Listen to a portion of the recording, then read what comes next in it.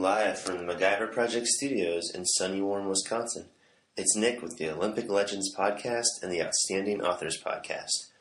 If you're new to my podcasts, I have one about the Olympics and one about books, and this one fits both criteria, so it's a special joint edition podcast. My guest today is Casey FitzRandolph. He's a long track speed skater in the 500 and 1,000 meters. He participated in the 1998, 2002, and 2006 Winter Olympics, and he won gold in the 500 meters in 2002 in Salt Lake City. He currently works at an insurance company, and he is also an accomplished guest speaker. And he lives in Wisconsin, not too far from where I live, and so this podcast will be my first one that is in person, which will be fun. In 2015, the FitzRandolph family published a book called No Stone Unturned, written by Jesse Garcia. It's their family story, and it goes from the highest of highs, Casey's pursuit of the gold medal, and an eventual victory, to the lowest of lows, which was Casey's sister, Jessie, being diagnosed with breast cancer and fighting valiantly for 4 years, and then passing away in 2014. It's an excellent book. It's very honest, emotional, and moving, and I highly recommend it. And then one last thing before we get started. This is my first Olympic Legends podcast that I've done since the passing of Dave Sim. Dave was my second podcast guest, and I really enjoyed talking to him. He was an amazing person, and I just wanted to take a moment to acknowledge him and offer my condolences to his family. So now let's start the podcast with Casey FitzRandolph. All right, well, today I'm joined by Casey FitzRandolph, live in studio. So, Casey, thanks for joining me today. My pleasure. So I have a lot of speed skating questions for you. One of the things that was interesting in your book was that you started when you were 4. Yes, started speed skating, and I was curious, kind of like what, from a physical or a genetic perspective, what made you a good speed skater, and in general, like what makes for a good speed skater? Good question. So, I think one of the beauties of the sport of speed skating, in my opinion, is you don't need a specific body type. So okay. I look back at the 3 Olympics that I skated in 98, 02, and 06, and in 02 when I won, my 2 biggest competitors were a Canadian who was one of my training partners at that time. I was living in Calgary, Alberta, and training with him. And he was about 6'3", fairly, I don't want to say lanky because he had muscle mass, but, very spread out. Mm-hmm. And the other one was a 5'3" Japanese guy that was like this, we called him Pocket Hercules because he was just so muscle bound, and he really looked like a miniature, like a smaller bodybuilder. So, on one hand, you got the longer, taller guy, on the other hand, short, and I was somewhere in between. So you could get it done with whatever and body type you had. And then in terms of what, I think what made you a good speed skater really depended on the distance. So I was a sprinter, right? I focused on the 500 meters and the 1,000 meters, which in speed skating circles are the sprints. Mm-hmm. And those events last, 34 seconds and a minute and 7 seconds. And so in order to be among the best in the sprints, you definitely needed a fair amount of explosivity in order to succeed at a sprint, at a power/sprint event like that. And then the longer distance guys, they needed, their genetic predispositions were certainly different than a guy like mine. So they needed some of the, would it be red muscle fibers versus white, right?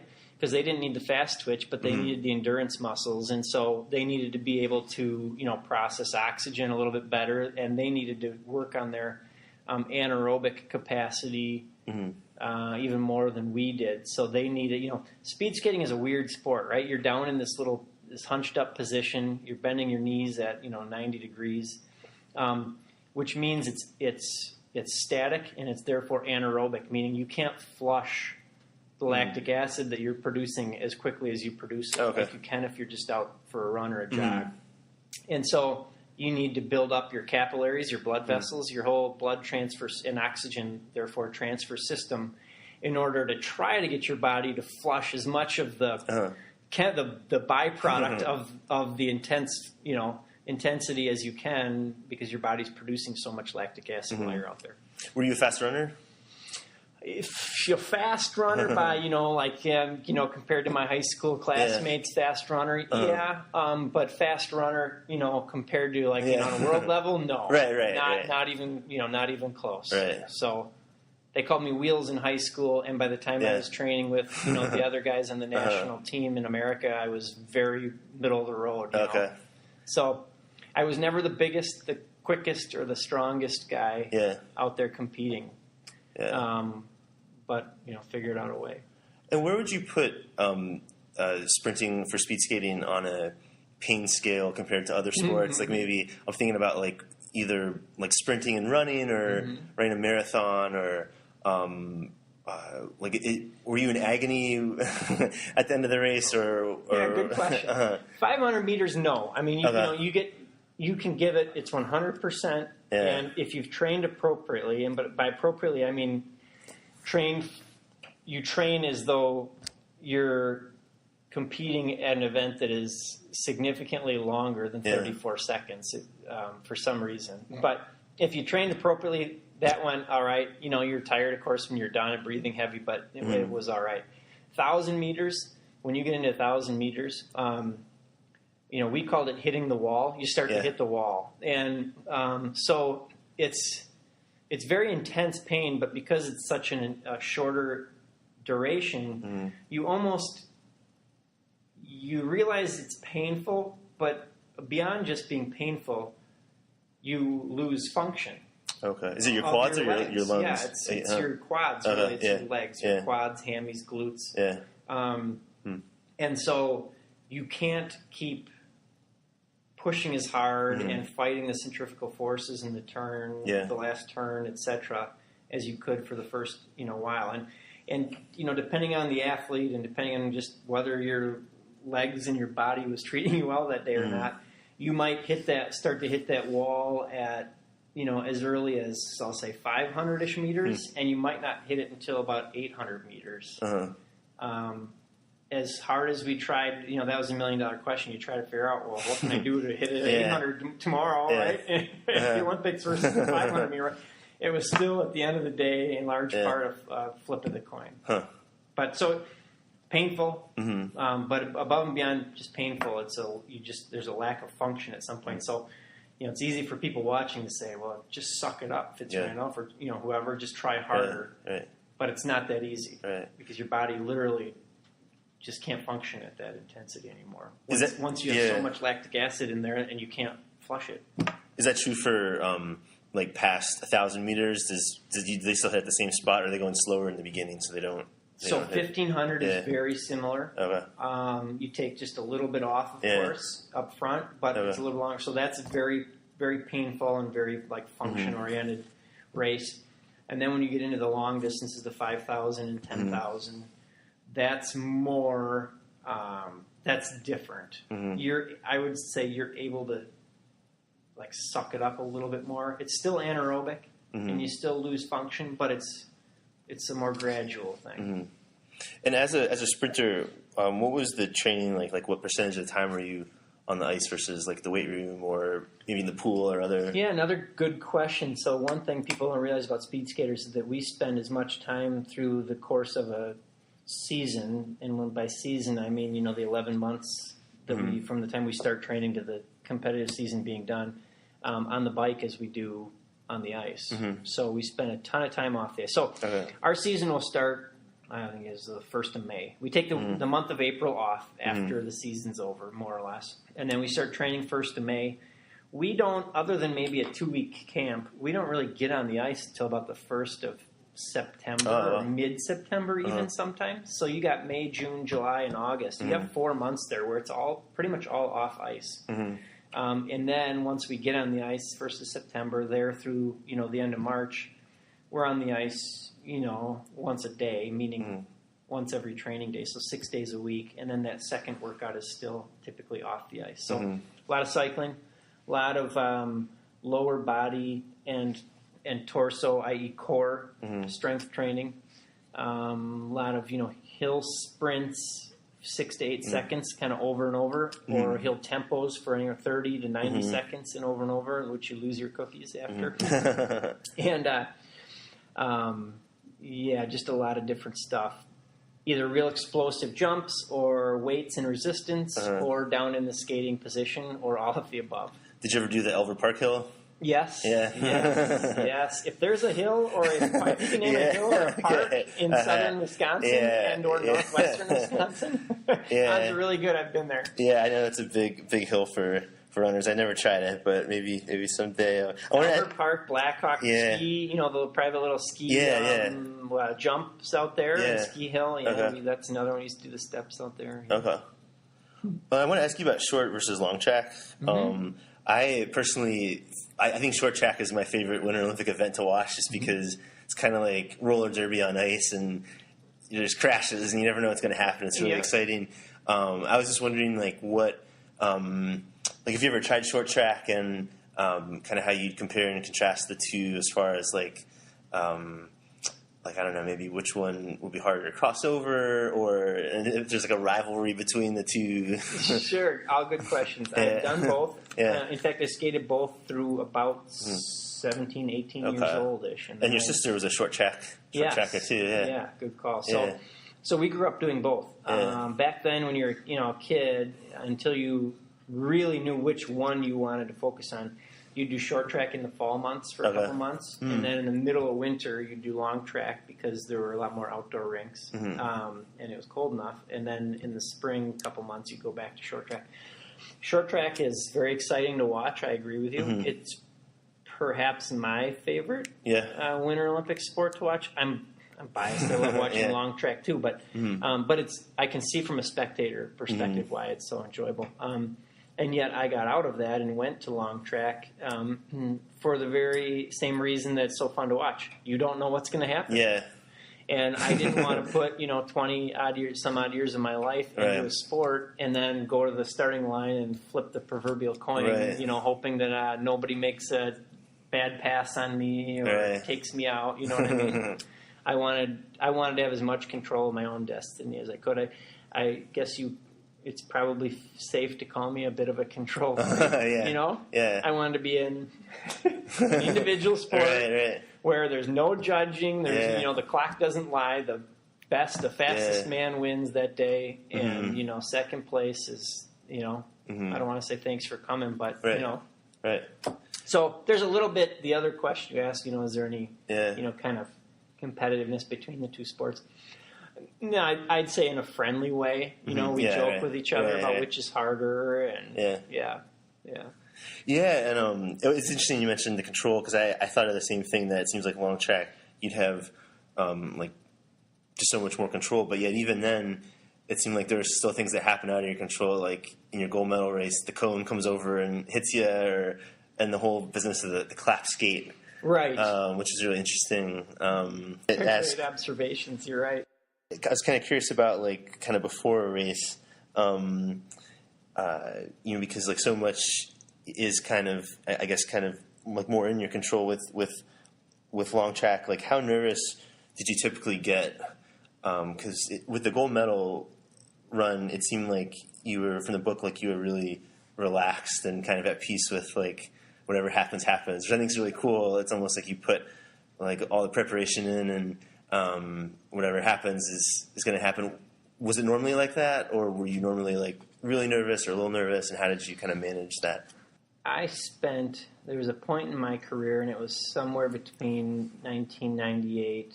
Well, I always spent a fair amount of time kind of playing with my own psyche. Yeah. And kind of, I think I had the ability, and others have it, but maybe not a lot of others, to take a step back from the situation, remove myself from the situation, and kind of think about what I need to gain from a situation psychologically. Yeah. And whether it was, going into the competition, during, or coming out, depending on whether I succeeded or failed. And so in 98, when I went to Japan, I was, 6th in the 500 and 7th in the 1,000 meters. Not bad, but bad compared to where I'd been the year before, and where I believe I would have been if it weren't for the clap skate, right? So, one could consider that a failure, and, strictly from a placing perspective, I would be one of those that would consider a failure. Yeah. And yet, I knew coming out of '98, I'd watched Dan Jansen, with his sister passing when he was in Calgary at the '88 games and falling down, and then the struggles that he had throughout the rest of the '88 Olympics and through the '92 Olympics and his first race in '94, before he finally won the last race in Lillehammer in '94. And it was very obvious to me that the Olympics are a unique animal. They come once every 4 years. And just like anything else in life, if you've gone there once and it was a bad experience and you log it in your head mentally as a bad experience, good luck getting over that the next time you go, right? Right. It just makes your mountain that much higher. So coming out of '98, I look back and I said, 6th, 7th, it's not where I wanted to be. But given how late in the game I was able to acquire a pair of these new skates, and therefore where I was, 2 weeks before the Olympics, even getting 25th place, 6th and 7th, actually, Casey, you should be really excited about that. Your learning curve was, immense, and it was impressive. And so look at the Olympics as a positive experience and as one that you were able to harness the energy and the butterflies in a positive way. So I walked out of '98 with that in my head. And then as I got about a year maybe two out from, a year and a half out from the Salt Lake Games in '02, I really started preparing mentally. I knew this was going to be my best shot. I mean, age-wise, I was in my prime. Yeah. No more excuses with the skates. Home soil. It was I was living for it, right? Yeah. And so how can you not think about the fact that it means quote unquote everything? Yeah, a lot of pressure. Yeah. Right. And I thought, my gosh, this is the logical way to feel emotionally, but it's probably a detrimental way to feel as well, because you're setting yourself up for failure if anything doesn't go quite right. So I told myself in April of 2001, 10 months before the Olympics, and just before I was about to embark on my physical training for that season, that I needed to do two things mentally. One, I needed to prepare for the unexpected, and part of that meant silly things like a cone flying into my lane. Not that I anticipated that one, but just the unknowns the day of, and how to put them behind you and mentally focus on what's coming up next in the race, and then also the unknowns surrounding, hey, a fear of failure and dealing with the fear of failure. So what if something happens? And I needed to be okay with that.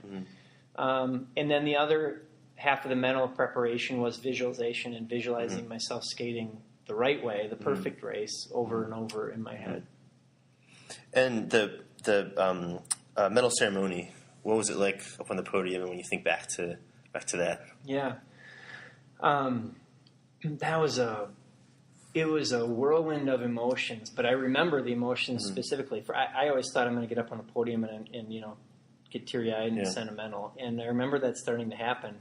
But then I remember just flat out being relieved that it was over, and that I had accomplished what I always believed I could but never knew with certainty would. And then I remember being excited, and then I remember being proud of everything I had given up and sacrificed to get there. And then I remember being thankful that I was, had a good day on the right day and afforded the opportunity. I remember being with proud, I remember being proud to be an American and pay the patriotic side. And then the last feeling that I had was one of sadness. Oh my gosh, what now? I've heard that's a common thing, actually. Yeah. Your entire life, as long as you know it, because you don't remember back past 4, was about this moment and this, accomplishment.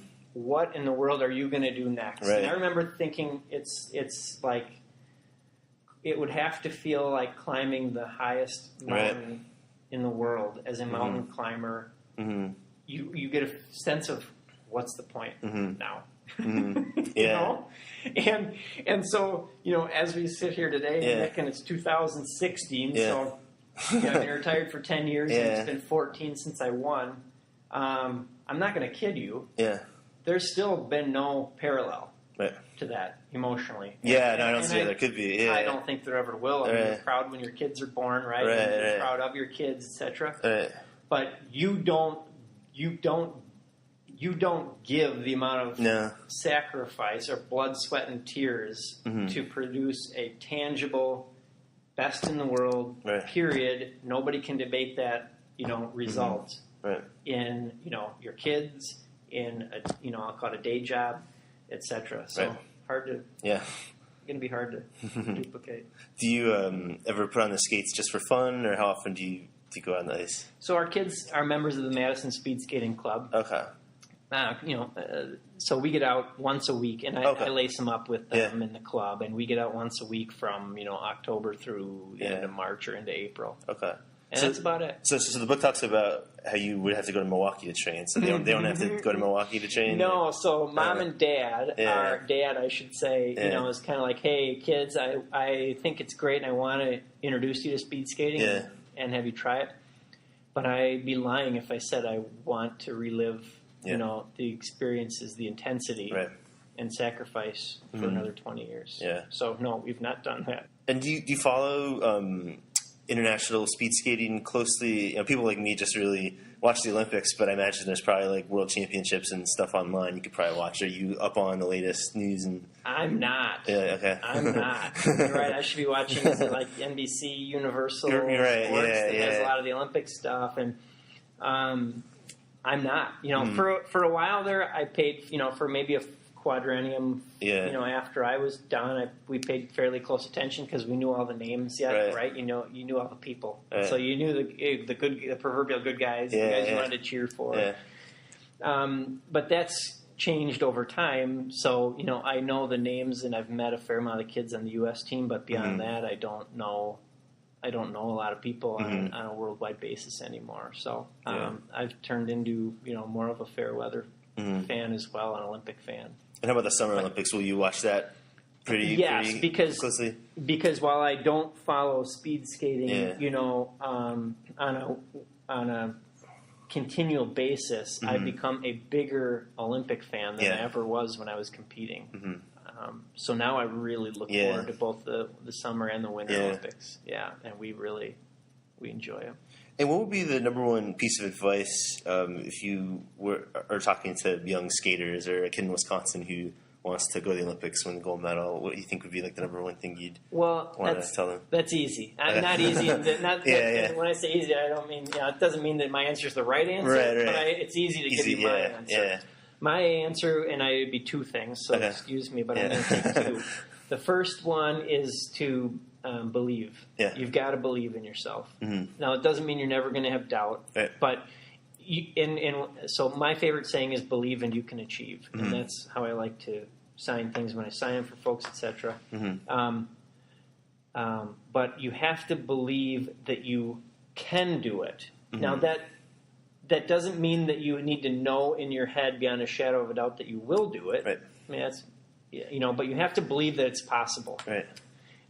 If you're willing to do the second thing, which is never give up, you need to be willing to work your tail off over and over and over again. So it's a belief and a persistence. 2 words. And then I just wanted to ask you about the book too. How did your family decide to write the book, and what kind of feedback have you gotten on it so far? Because it's been out for it's about a year now, or 6 months? 6 months, yeah. Why did we decide to do it? Yeah. Because my folks, we had talked. So after I won, a couple of folks approached from like New York, I think, approached me about writing a book, and I kind of thought, you know what, one gold medal does not a book make, right, in and of itself. But I'd always kind of thought, and I joked with my folks, kind of said, Mom and Dad, you guys are the ones that should really write the book, because you basically raised a gold medalist. You raised a child to become the best in the world at what they were. I mean, it was pretty. This was not a kiddies go to the park and play and have fun. No, this was kids. Yeah. You're going to learn in life that winning there's winning and losing, and winning is a good thing, and winning is important, and and you're going to show a commitment, and we're going to show a commitment, and here's kind of how this is going to go if you really want to succeed. So it was by design. So I thought it should be from their perspective if anybody in the family ever did write a book. And it still didn't happen until, of course, Jesse's cancer diagnosis. And once she was diagnosed and it was at stage 4, breast cancer, then, so she's told at age, 30, was it 1 at the time, that she is going to die of cancer. Mm-hmm. At that point, it became not just a story or a tale, but it became 2 tales, right? It became kind of a family's perspective, but really, let's say, a mother and father's perspective of leaving no stone unturned through both the pursuit of kind of crazy highs, i.e., gold medal, and the lowest of lows, a deceased child and daughter, and how the philosophies were pretty similar with both, even though the circumstances and end results couldn't be any more different. Right. So that's why. Yeah. That's why it was written. They just felt like they had a story that was exceptional in terms of the highs and the lows, and that they hoped people could garner some things from in terms of their approach, and yet also they felt the average family could also probably relate, because whether it's gold medals and children passing, or kid making the band and skinning their knee, the moral of the story is everything in life is relative, and every family has their highest highs and their lowest lows, and they live through them together, and they deal with them the best way they know how. And so they hoped that that people could relate in that regard as well. So that's why. And then in terms of level of interest and feedback, the feedback that we've received has been really, really positive.